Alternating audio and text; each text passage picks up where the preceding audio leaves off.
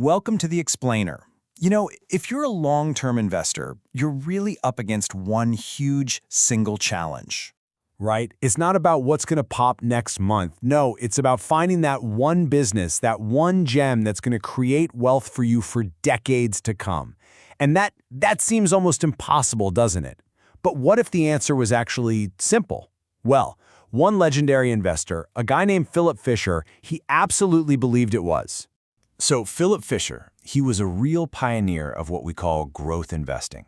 And he came up with this really powerful way to think, a mental shift that just cuts through all the noise. And it's an idea he called the business partner rule. And this right here, this single sentence, is the absolute core of his whole philosophy. Think about it. You're not just buying a ticker symbol, you're choosing a partner.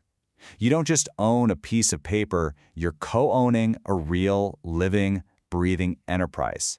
And just framing it like that, it completely changes your whole approach to investing. This really highlights two totally different ways of behaving, right? On one hand, you've got the stock picker. They're a trader, always reacting to the latest price drop or news headline. But the business partner, that's an owner. They're focused on the quality of the company underneath it all. See, one is chasing those quick, short-term gains. The other is building real, long-term wealth.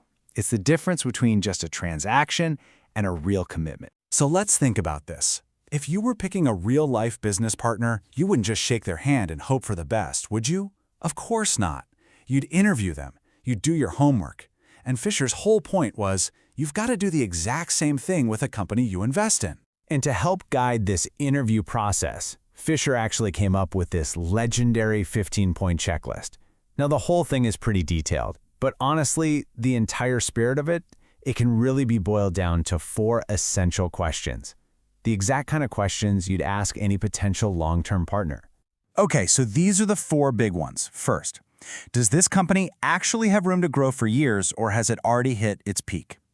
Second, are the people in charge, the leaders, are they capable? And just as important, are they honest people I can trust?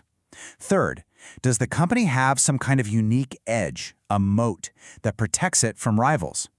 And finally, are they constantly innovating for tomorrow, or are they just coasting on what worked yesterday? Because a great partner is never, ever standing still. All right, so let's say you've done the interview. You've found a fantastic business, a great partner. The hard part's over, right? Well, not quite. Fisher taught that what comes next is actually the most crucial step of all, having the patience and the discipline to just let that partnership grow over time. And the reward for all that patience, it has a name: compounding. It's like a financial snowball effect, you know? It's the process where the money your investment makes starts to make its own money. It's this quiet, powerful force that creates incredible growth. But here's the catch. Its magic is only unlocked with time. Let's see just how this works. Imagine you put just $1,000 into a great company. Okay, so after 5 years of steady growth, the results are nice, but they're not going to blow your mind. Not yet. The real power of your partnership is still just building up steam. But now, let's fast forward to year 20. That same $1,000, it's now worth over $6,000. And get this, most of that growth didn't happen in the first few years. It came from the later ones, when that snowball really started rolling downhill. That is the payoff for your patience. That is the incredible power of choosing the right partner and just sticking with them. So when we boil it all down, what's the one thing you really need to remember from all of Philip Fisher's wisdom? It's a simple but honestly profound shift in how you think about investing altogether. It really all comes down to this one idea. Stop trading stocks and start buying into businesses. See yourself not as some speculator gambling on the market, but as a part owner, an actual partner in a quality company that you understand and you believe in for the long haul. And that really brings us to the final question. And this one's for you to chew on.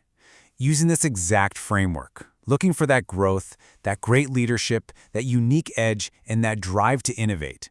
What company out there today would you be proud to call your business partner for the next 20 years?